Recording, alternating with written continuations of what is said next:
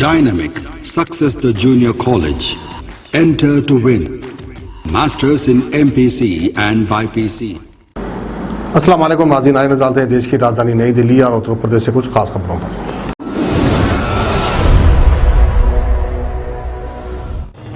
राजधानी दिल्ली में घर घर राशन योजना को लेकर मुख्यमंत्री अरविंद केजरीवाल ने रविवार यानी आज प्रेस कॉन्फ्रेंस की है।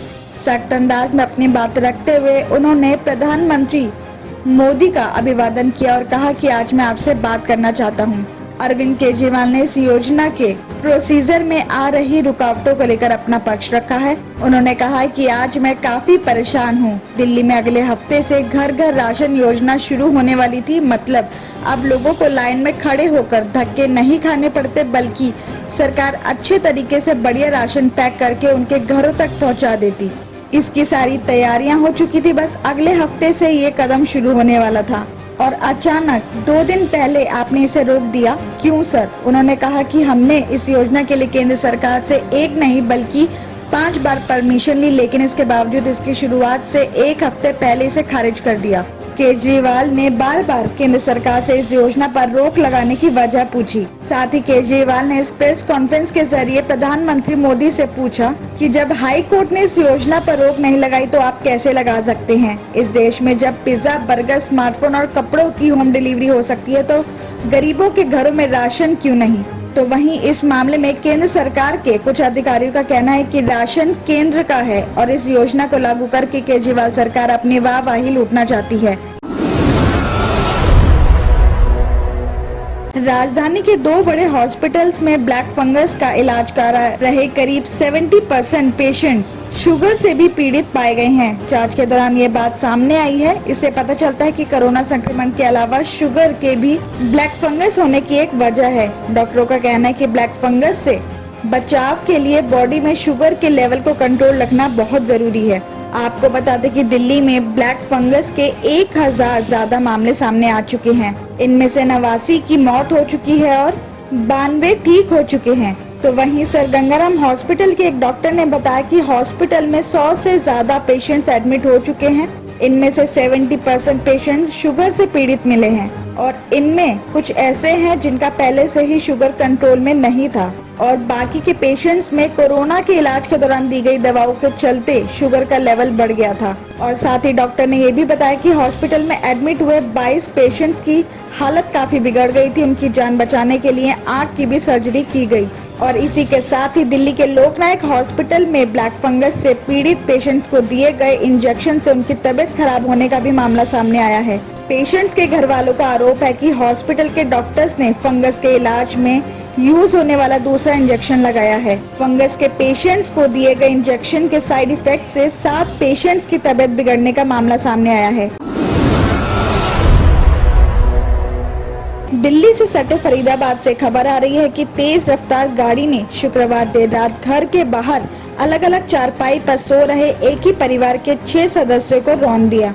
जी हाँ, बताया जा रहा है कि शुक्रवार देर रात बड़कल फ्लाईओवर के पास बसी बुद्ध कॉलोनी में घर के सामने प्रकाश नाम का शख्स अपने परिवार के साथ खुले में सो रहा था। प्रकाश ने बताया कि उनके घर में मरम्मत होने की वजह से कुछ दिनों से पूरा परिवार घर के बाहर चारपाइयों पर ही सो रहा था। शुक्रवार रात तेज रफ्तार टियागो गाड़ी अलग अलग चारपाई पर सो रहे 6 सदस्यों को रौंदकर उनके बन रहे घर से टकराई और उस हादसे में बन रहे घर की दीवार घायलों पर जा गिरी।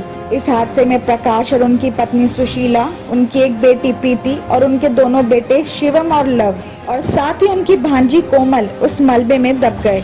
इस मामले की जांच कर रहे हेड कांस्टेबल मुकेश भारद्वाज ने बताया कि शुक्रवार करीब 1 बजे उन्हें इस बात की खबर मिली थी। पुलिस ने पड़ोसियों की मदद से घायलों को बीके हॉस्पिटल पहुंचाया। सुशीला, कोमल और शिवम को एक प्राइवेट हॉस्पिटल में एडमिट कराया गया। तीनों की हालत काफी गंभीर बताई जा रही है। प्रकाश और दूसरे बच्चों को मामूली चोट आई थी। उन्हें ट्रीटमेंट के बाद घर भेज दिया गया है। मौके से गाड़ी बरामद कर ली गई है। घटना के बाद से ड्राइवर फरार है। साथ ही हेड कांस्टेबल मुकेश ने बताया कि गाड़ी पर दिल्ली का नंबर है। गाड़ी के नंबर के आधार पर मालिक की पहचान हो गई है और आरोपी को जल्द ही गिरफ्तार कर लिया जाएगा। दिल्ली के निहाल विहार इलाके में एक महिला ने पति के दूसरी शादी कर लेने पर अपने दोस्त के साथ मिलकर पति की हत्या कर दी।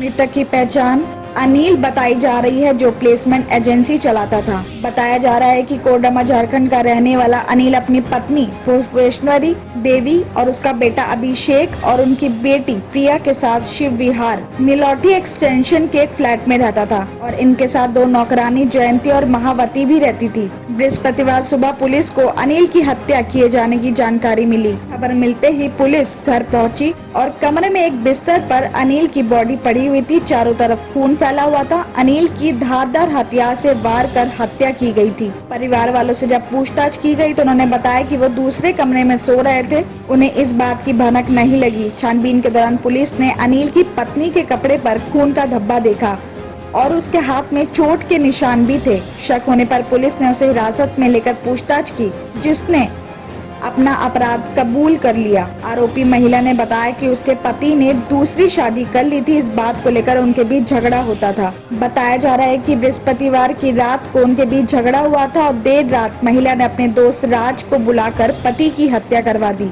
जिस दौरान महिला को भी चोट लग गई। पुलिस महिला को गिरफ्तार कर लिया है और उसके साथ ही राज की तलाश कर रही है।